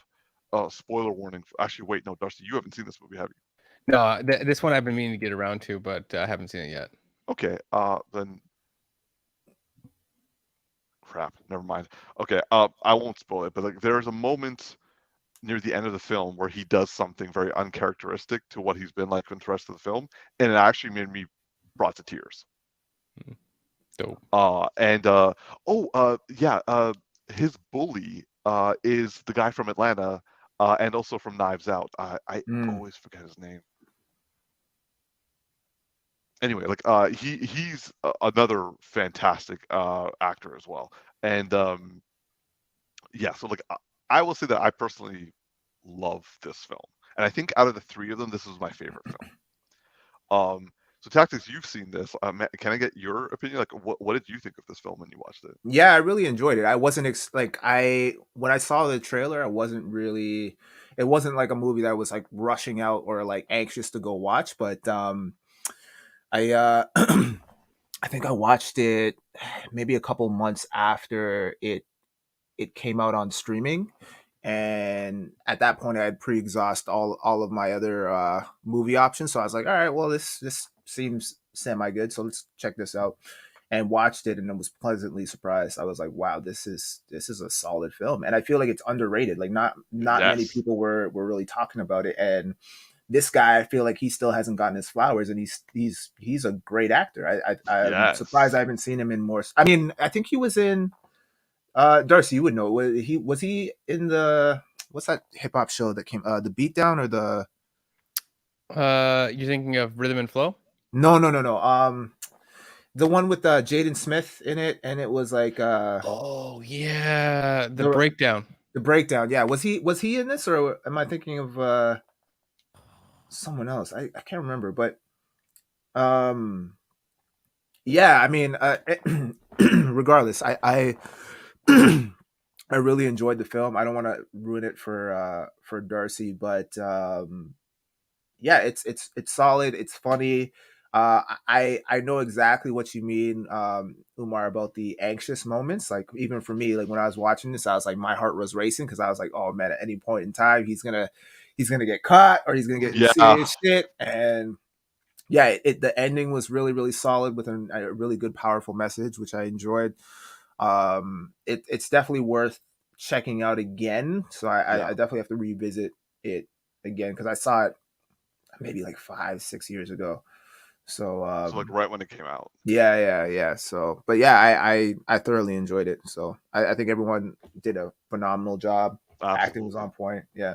Like basically everyone involved in this film, both acting wise and also story wise, and also like directing wise, and like it just top notch film. Yeah. So so like that's dope. This is the second. Then I followed that by watching Friday. Black y'all, and I'm black y'all, and I'm blacker than black, and I'm black y'all. Yeah, every movie. Let's go. So I had always known of Friday. I've used the GIFs like crazy. I heard about this film, but I never watched it, and like I don't know why. I just never was in the situation where it was something that someone wanted us to watch. So I saw it. It was on Netflix, and holy crap, there are two things about this movie that I will say. One, it was so 90s. Like, oh my god, it was so 90s. I was just watching some like. Brings you back. It brings you back. Exactly. But also the other thing was I literally knew every single actor in this film for like one other thing or another. Like, Ice Cube, Chris Tucker, obviously, but also Nia Long and Bernie Mac. And like oh my god, Debo, Mhm. who unfortunately passed away as well. Debo. Yeah. Regina King was in this, and also like the father, who was also in like Fresh Prince of Bel-Air, Mhm. who actually like he started out as being like his stereotypical like Fresh Prince of Bel-Air like persona, but then like he actually had some legitimate weight to it. Mhm. And oh my god, I'm like blanking on a whole bunch of other people. Anyway, so like I would say that okay, I enjoyed all three films all across the board. I will say this is my least enjoyed film, but only because I think I'm well past the age that this was supposed to like. I watched this when I was 38 versus when I was versus like any time before. Like if I had watched this back in like even the 90 like the late like when I was in high school or like I was or in university, I probably would have resonated with this a little bit more, but like this was past my prime. Like I Yeah. definitely missed the mark on this one, but it was still enjoyable. And I liked the fact that it was they showed a rough neighborhood, but they didn't show that it was a like a quote unquote bad neighborhood. And I think what I found interesting is this showed that because around this time, and like the 90s especially, black people are always depicted as thugs or like gangsters or stuff like that. And this was like that's not who they are. That's like literally one person in the entire street, and also like obviously the dope dealer, but like they like it's actually like a very positive image for the time.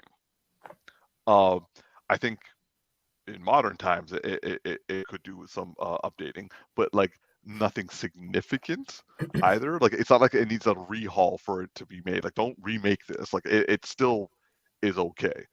But like yeah, like I did enjoy it. I didn't laugh as much as I thought I would. But to be fair, like I kind of grown past some of those. Though I will say, I laughed at things that I didn't expect to, because every time I saw a GIF I've used from the movie, I either started laughing, but like, oh, so that's where it's from, or I would be like, I'm like, oh, it's from this movie, and I was like, That's amazing. That's got to be a trip, man, to see like your gifts without context like actually show up in a movie, and you're like, oh, I get it yeah. now. Like for example, like when the when the dude gets his necklace stolen from Debo, and then he like runs back to his car crying. I've used that gift so many times, but I never assumed that it was like a man crying and running away. I just thought he was like making a run for his car. That's hilarious.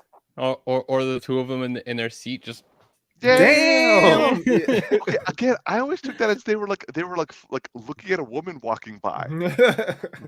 Well, that's how the GIF is used now. Yes, A lot of the exactly. times, Yeah. but yeah.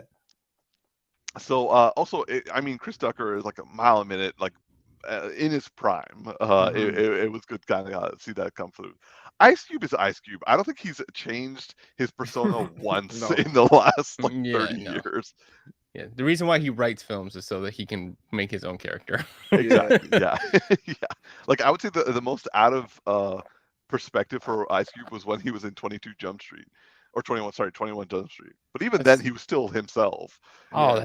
I still can't get over that. There's such an amazing scene in that film. Just the whole like when they realize he's sleeping with the captain's daughter, and the whole like latent like response, and then him running the whole like oh shit! oh shit! And he has to go tell everyone. He's like, he's sleeping with the captain's daughter, and it's like a fishbowl, and they're all looking up like, is he coming through the glass? Like, is he gonna throw him through the glass? Oh man.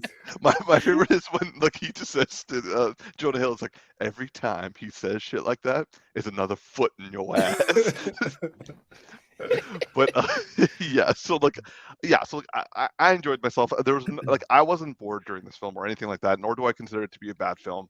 I missed the time that it was when it was out, and so therefore for me it was the weakest film, just personally. So, how about you guys? Like, what are your memories or thoughts on Friday from when it was released or when you watch it now? Darcy, I don't know who's going first. Okay, sorry, me. sorry. All right, yeah. I watched this one when I was actually like 20 something. So I watched it a little bit later, just because like where I grew up and stuff like that. But I mean, I just enjoyed it. Like it's just a good time. It's just a good time. That's like what it is. It's just like it's a lot of fun. And I also appreciate the point that what you said relating to um people live in bad neighborhoods, but it doesn't mean that every moment is like, you know, rolling past a gangster every 2 minutes. And it doesn't mean that gangsters and drug dealers don't do normal stuff. Like it's not like they are always. I mean, some people are 24/7 working, whatever their thing is, but like, there is life that happens there. Like otherwise, like there are people who are from these areas and love these areas, even though things are messed up, right? Because there are still a lot of interesting. There's a lot of experience that's happening, a lot of like community that's still happening, right? I don't know why, but I'm thinking about when Tax, you remember this, but Childish Gambino came out with that summer animated music video where he's like singing, and when I saw that, I just thought it's Friday. Like the way it was drawn, it reminded me of like an updated animated version of like Friday, but like depicting like what Friday would be like if it was all like rappers and singers from today's age. Like that's what it kind of the vibe it gave me. So but yeah, this is just a good film. I haven't watched it like a ton in my life, but I just always, when I think about this, I always think about the dam, and I always think back to Ice Cube just trying to get laid. Just like the funny of him just trying to get laid. I gotta say, like, I never thought I would find this funny because I thought it was very, obviously very sexist. But when Chris Tucker is trying to hook up with the girl on the phone, and she's like, "I'm Janet Jackson," and she shows up, and I'm like, "Of course they're gonna go like that." Like I knew that's what was gonna happen. But when she took off her hat and she didn't have any hair, I was like, "Oh!" I was like, "Oh!" And he just flipped out. I was like, "Okay, I'm with him on this one." Yeah. You can only be so far famous until you realize you just got catfished by a friggin' mollusk. How about you, T? Yeah, Friday play is close to home for me because like I grew up in neighborhoods like this, and so a lot of the times it that was the vibe. I mean, obviously, like they take it to an eccentric level in the movie, but a lot of the times, like Friday, like it was just like people outside and just like chilling on the porch or whatever, or, like trying to look for something to do, and that was the thing. So to see that depicted and like a lot of different elements, like if you're black, if you're in a black community or even a black home, there's certain elements that you really resonate with, like when the dad when Craig is trying to make a bowl of cereal, but then there's no more milk, so he's about to throw the cereal out, and the dad's like, "Yo, you better put some water on that shit." Like my mom used to say that shit to me, so it was like it just makes that scene even more hilarious, right? Like we used to do that, like water and cereal, bro, no joke. So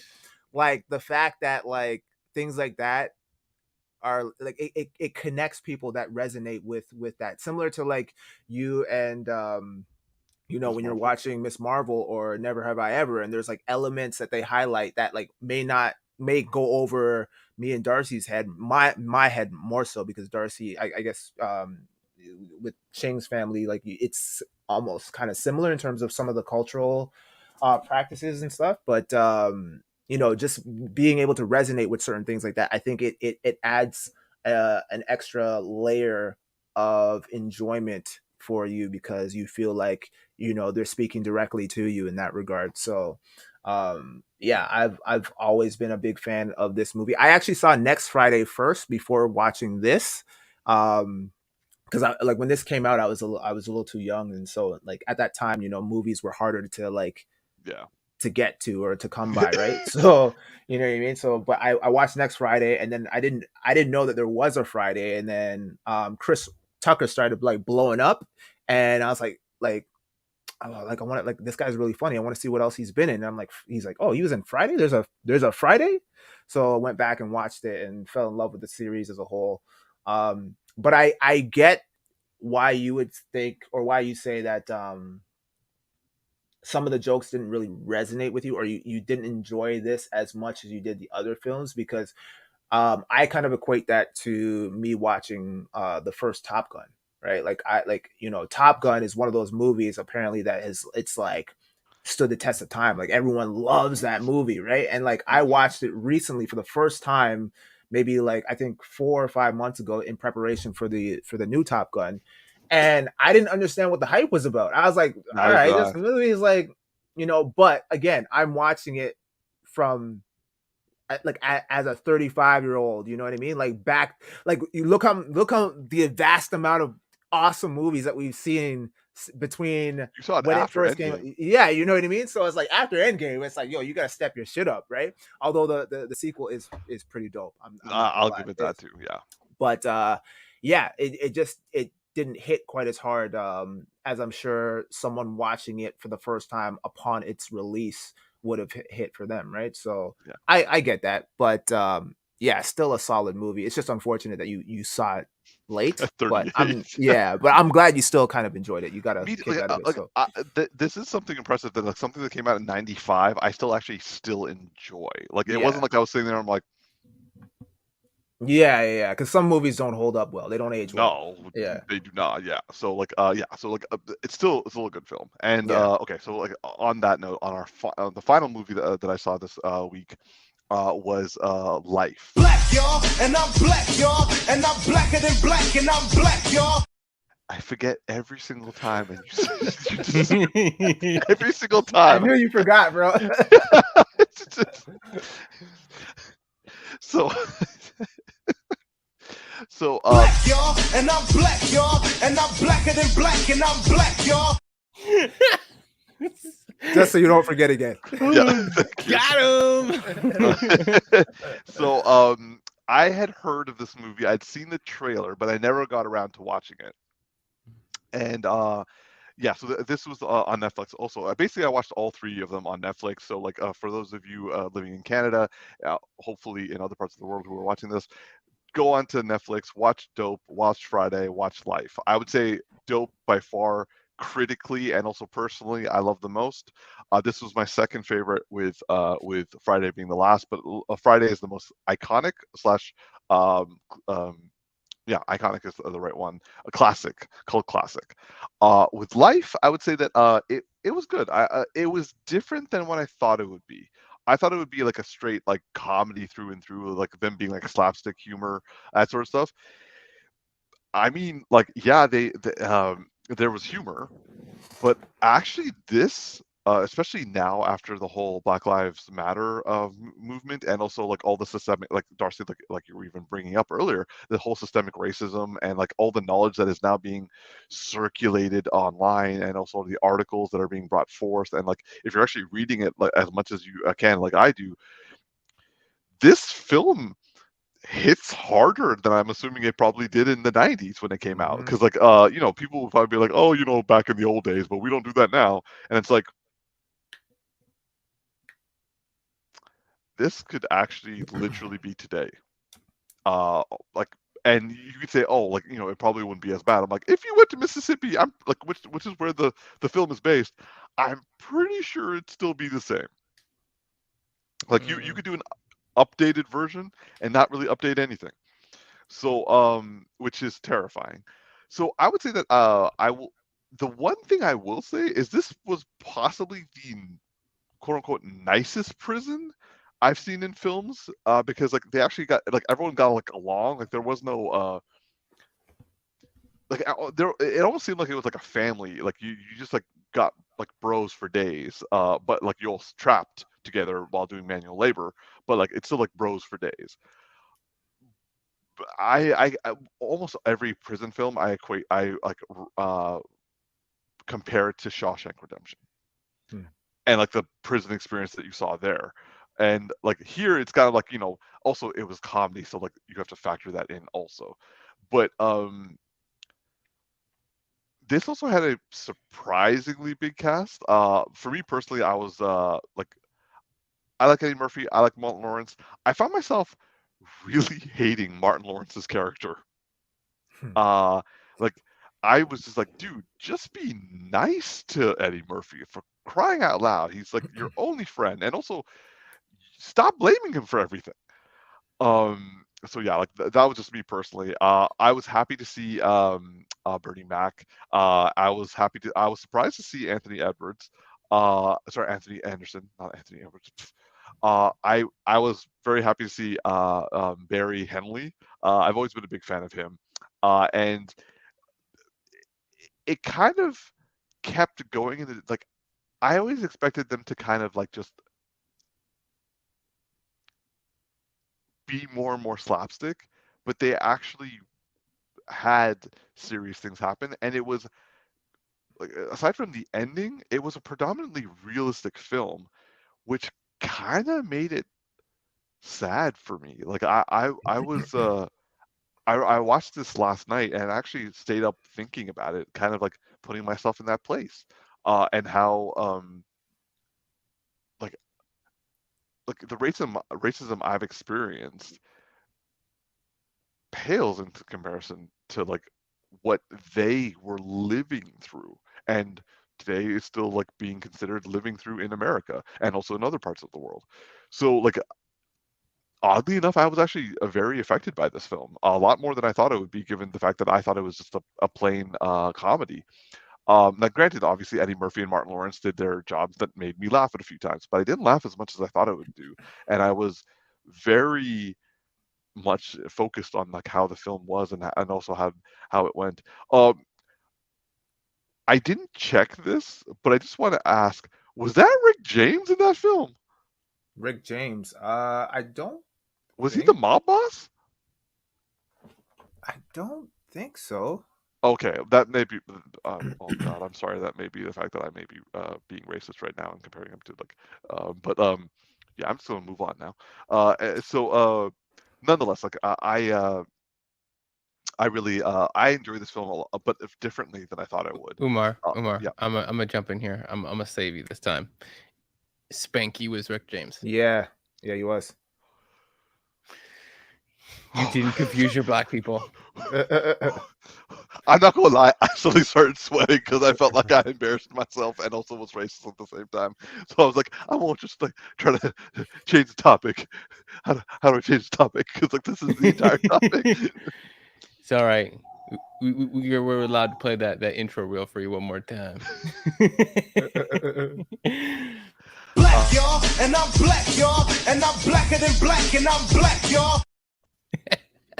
Feels better now, doesn't it? Yeah, a little bit. Anyway, so yeah, what did you guys think of this film when you watched it? Darcy, let's start with you. Sorry. Yeah, you got directed somebody. I know. I'm sorry. You know, it's actually been a long time since I've seen this one, but you're making me want to go back and rewatch it. And I remember the elements of it being like, you know, yeah, both the comedy, but the camaraderie, the brotherhood, and you know, like you think it's gonna be a movie where they're gonna get out quick and they're not, you know, and that's it has weight to it. And yeah, I mean, you're also making me miss Bernie Mac. Like, I mean, every time I think of Bernie Mac. Jangling. Yeah. You know my favorite Bernie Mac movie, and it's like it's a lower rated movie, but it's my favorite movie, is Guess Who. I just love him in Guess Who. Oh, is that the one with him and Ashton Kutcher? Yeah. Like, honestly, that film is elevated so high because of him. If he wasn't in it, if you just threw somebody else in, I don't think it, like, even if you threw Eddie Murphy in, I don't think it would have been the same. There's a tone that Bernie brings that is like, as a father in that context, like, of like Ashton winning him over, it feels like a really hard task to do. And I love that film. I love everything about Bernie Mac in that film. And then when he passed, I was like so disheartened by that. Yeah. Oh, and But Zoe Saldana too, huh? yeah. Yeah. Like Zoe Saldana, she was dope, right? Yeah. Ashton Kutcher, he did his thing in it. The mother was dope. Zoe's sister killed me, slayed me. She like comes out in like the first scene, like she like brings her side. She's crying to her sister. She's like, she's crying. She's like, what's wrong? What's wrong? What's wrong? She's like, I'm just so happy because for the rest of my life, it doesn't matter if I crash dad's car, if I burn down the house, I will not be the sister that brought a white man home. And she's like, oh, and then she's like, you gotta tell me, how big is it? The sister kills it in that movie, but everybody was like 50% what Bernie Mac was bringing to it. Like it's just he's a force. But yeah, like going back to life, yeah, a solid film. I feel like I really want to rewatch this with adult eyes because when I watched it, you know, there are things as a younger person you want the film to do this and it doesn't do that, and you're like, man, like can you just get the happy ending from me? Can you just get this happy moment? Hurry up and just get to that. And now as an old as a older person, you know, I want to see it and again and you know relive certain aspects of that. So yeah, you know, these are also ones from Tactix list. So I'm waiting for a day when you get back to my list, motherfucker. How about you, T? Yeah, it's been a while since I've seen this movie as well, and I remember when I watched it for the first time, it hit hard. Like it wasn't what I anticipated it to be. And I mean that in the best possible way. Like obviously when you have Eddie Murphy and Martin Lawrence, two heavy hitters in the game when it comes to comedic legends, right? Coming together for the first time and doing a movie like this, you're expecting it to be funny. And yeah, there definitely was a lot of elements of humor in this, but there's a lot of serious tones given the subject matter in this movie. And man, like I remember it kind of scared me in a way because it was like, it did. Me too. Yeah. Yeah, it's like, you know, I wasn't really well versed because I was still young too, right? So like you know, I was obviously familiar with racism because I had experienced it to a certain extent growing up, but then to kind of see it taken a step further in cinema where it's like black men are being framed for something that they didn't do and get life for it, and then being in prison incarcerated for it, and then, you know, spending the rest of their lives rotting in jail kind of thing. Like that scared me because it was just kind of like, yo, just by default, because of this color of my skin, that could potentially like that was a concern for me kind of thing growing up. And I remember that. And then, you know, obviously with the ending, and how that kind of all played out where, you know, spoiler alert, I mean, we've all seen it. So, but they get justice. But by that point, you know, they're seniors, and, you know, they get released from prison only to go into an old folks home. So it's like they go from one prison to another. And then, you know, ultimately the way it ends is kind of heartfelt, but it's kind of like a bittersweet ending because it's like their entire lives are gone. Their entire lives are gone, bro, for something that they didn't do. And then, you know, the aspect that they chose to kind of focus on too in terms of the relationship between Eddie Murphy and Martin Lawrence's character and how it kind of deteriorated and then reformed, and it created a stronger bond because they basically both suffered together for their entire lives, and all they have at the end of their like last bit of their lives is each other, which was a very heartfelt, sentimental moment. But yeah, I just remember it being like a hard watch, and it was part of the reason why I never really revisited it again, just because it it's still kind of like a heavy reminder that racism still exists, and like these things happen all the time. And like, I know you said, Umar, that it might, if this was released now, it might have hit harder than it did back then. I think it did hit hard. It's just now we have more access to excess in the sense of like social media. So now people are paying closer attention to everything that's going on. I remember with the whole Black Lives Matter movement, when that, I mean, that had been around before COVID, but when COVID happened and we were forced to be stuck inside, and all we had was the news. Like, people were watching the news left, right, and center, so you had no choice but to watch what was happening in the news, and like police brutality and everything. So it got to the point where you couldn't ignore what was happening anymore, and people sometimes treat it as if it's like this brand new spanking thing that's new, like, that, oh, like, I can't believe this is happening now. And it's like, no, this has been happening for years. You guys are just paying attention Centuries. to it for centuries, and you're just paying attention to it now. Yeah. So it's like movies like this, I mean, like when I see when I've seen this movie back in the day, like that shit scared me. And it's like now with the whole, like what we went through with the Black Lives Matter, it's like I'm almost, I don't want to go as far as saying desensitized to it, but it's like it's almost like, and I'm sure like Darcy and even you, Umar, to an extent, because I mean you deal with racism in your own way, right? Like, it's like we're just waiting for everyone else to catch up. Like we've been here from day one. Like we know what's already going on. So when you guys are just getting into the game and be like, oh man, I can't believe these police are doing all this shit, and it's like, where have you been? Like, Yeah. this shit has been happening for years, centuries, and like, so The yeah, I other mean, thing about, sorry, go on. no, I was just gonna say, like, overall, I just really enjoyed the film. But again, like I said, it was a hard watch for me to watch, and back then, and I was young, so it's like, I kind of do like similar to Darcy, I do kind of want to revisit it with a pair of fresh adult eyes now, and see if like my perspective has changed a little bit, or if there's anything new that I can kind of pick up on it, given the circumstances that we've faced with COVID and everything that happened within that time. But yeah, sorry, Umar, you were gonna say something. What I want to say was like, what I found about this film was that, how do I put this? Oh, sorry, I kind of forgot my point now. Oh, damn. I had it like for most of your conversation. You were talking about the Black Lives Matter, and oh my God. Dealing with racism, hitting hard.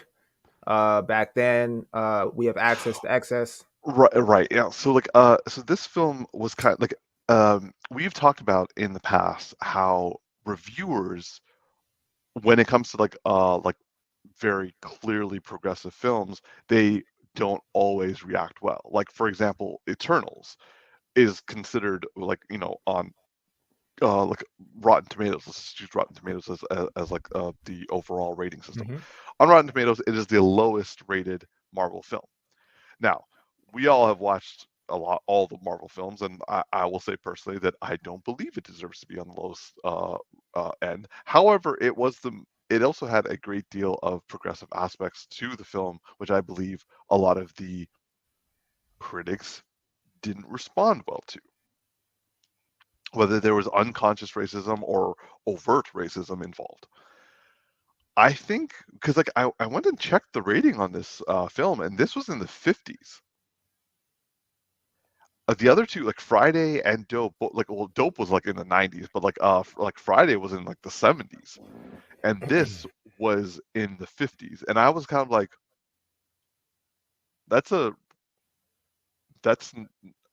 I wouldn't have given it that. And it makes me wonder if there was, like at the time, which I mean, not that that's changed much now, but like at the time, I feel that this movie probably didn't go over well because it was not being very apologetic or very restrained with its message. Yeah, I agree. I think part of the I see it two different ways. I think one, I think the expectation for this film Hmm. wasn't met in terms of like I said, you have two heavy hitting comedians coming together, and this should have been like an hysterical film and lighthearted, right? And then you go into this movie, and yeah, there's humor in there, but there's also real shit that's going on, right? Yeah. And you know, again, the ending is bittersweet. You know, Yeah. it's not necessarily it's not a depressing ending, but it's also not really an ending that leaves you feeling like, oh man, like they got their uppance in the end, right? It's kind of like, no, like these guys, their lives are gone. Like they have maybe what 5-10 years left of their life, Yeah. you know, and so it kind of leaves a sour taste in your mouth. And it's like a lot of the times I think at that time it was hard for people to kind of face the music when it comes to certain movies like this, especially if you're going in with a specific expectation of like, I'm going in, like I had a shitty day. I just want to go in and have Oh a nice, yeah. good comedy. You know what I mean? And you're like, oh, these guys get life. Oh, it's going to be hilarious. There's going to be all these wild antics in jail. And then they're going to get out in like a day Half the and they'll be movie. good, or half the movie and they're good. And that's not at all what we got. So I think there's that element of it, and then also the not meeting the expectations, and then on top of that, now given where we're at in society in terms of now certain like topics like this can't be ignored, and we're seeing it become more prevalent now, and you know a lot more like more companies are taking ownership and taking responsibility in pushing a specific narrative, and giving and showing more representation, like you're seeing with Disney now, and like Miss Marvel, for example, and now with the Little Mermaid and all of these things now too, right? And you are seeing more like the racist comments and everything like that. I don't think that's ever going to really go away, especially when people are so like Dead set. attached. Yeah, they're dead set on attached to a specific type of thing that they're used to from back in the day, and they're not willing to let go of that and be open-minded to new ideas and giving other cultures and races the opportunity to shine and demonstrate their culture and their abilities and whatnot. So um yeah, I just don't think that, I mean, I agree with you in the sense that like if life was released now in this day and age, I think it would have been better received. But again, it's just it's a reminder, you know, going back and watching this film, that like this shit has been going on for a very long Ever. time. Yeah, it's Yeah. been going on forever. So yeah. All right. Darcy, do you want to say anything before we wrap up? Way to end on a high note. Yeah. Actually, I do have something to say, but not really about the film. Umar, what is on your list next to watch? Whether we're talking about this next week or whatever we're talking about next. What do you what else are you picking? Hold on. Let me pull it up. So the ones that I was able to find on Netflix are hold on. The next two I'm going to watch are where the hell is my list? There it is. Set It Off and Boys in the Hood. Ooh, Gotcha. oh, you haven't seen Boys in the Hood? No, I haven't. Ooh, damn, you're yo, It's you're heavy. in for a movie, bro. You think life is heavy? Oh, I know. So- Actually, Yeah. I'm leaving that last because I don't want to be depressed. So take Friday and remove all of the humor from it, and then amplify the gangster shit, and you got Boys in the Hood. That's what I thought. It's gonna be intense. Yeah. And Set It Off. Those are two of my recommendations there. I haven't seen Set It Off in forever, but oh my god! Either way, man, like you going in for two heavy hitters. You going in for two heavy hitters. However, Set It Off has some fun to it, but it's a heavy hitter. Darcy, Yeah. look, the reason why I didn't go with any of your choices because they're so heavy hitters, and I wanted to go with the funnier ones. Yeah, but Yo. you need to cleanse your palate, bro. That's two heavy movies. Yeah, I feel like I put some other fun ones in that list too, though. Oh no, I put some in there, but they're ones you're gonna struggle to get because they're not gonna be on Netflix. Like Brown I'm Sugar, going to be The paying Wood. for all of. I'm going to be paying for all of them on Prime. I'm going to rent them. Oh shit, wow, this man's man's spirit investing. guy. I think this calls Black, for. y'all, and I'm black, y'all, and I'm blacker than black, and I'm black, y'all. He's dancing. Oh yeah, I Oh my mean, god. I'm really intrigued for you to see like The Wood and Brown Sugar as Wood's examples. good. Very different kind of films. Brown Sugar is like a big favorite of mine from like a long time. Yeah, I'm just intrigued for you to see some of those other ones as well. But man, Boys in the Hood and Set Up, you got you got two big ones under your belt coming up. Yeah, that's not a mix I would have done, but all the more power to you, bro. Yeah, bro. I'm like trying to go back to the other ones we recommended and be like, you know what? Is this on Netflix? I'm like trying to bring up Netflix right now. Those two are on Netflix. None other of your film suggestions were on Netflix. The rest were on Amazon Prime.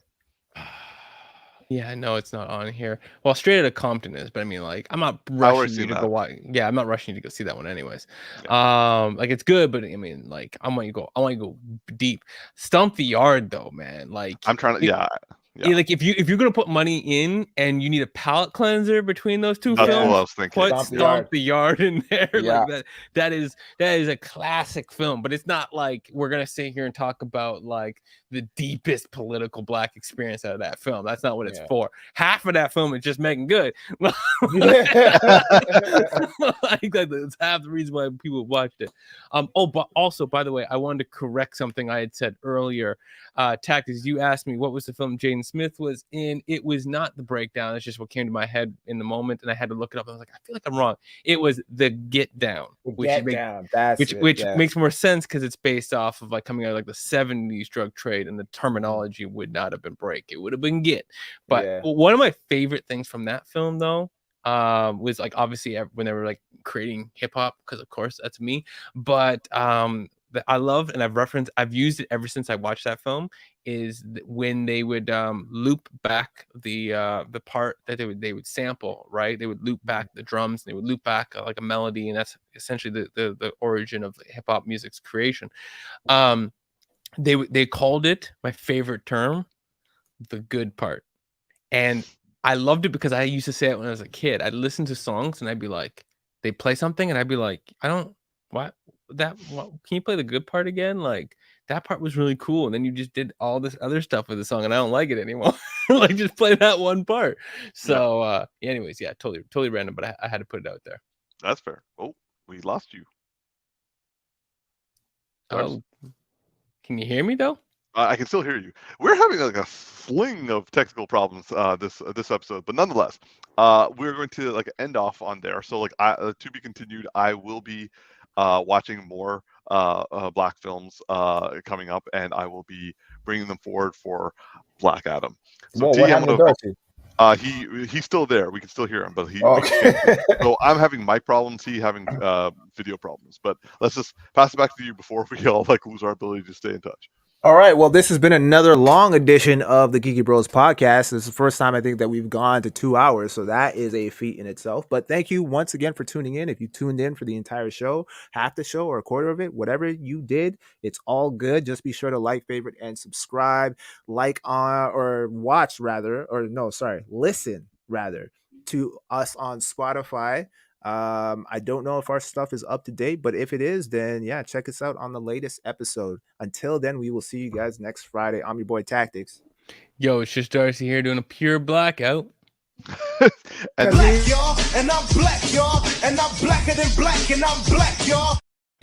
And this is Big Geek Umar. Live long and prosper, y'all. And also for all of you who are watching after our live event, if you want to go to a specific topic, please just click the links in our descriptions to take you to the timestamps of the topic of your choice. And see you guys next week.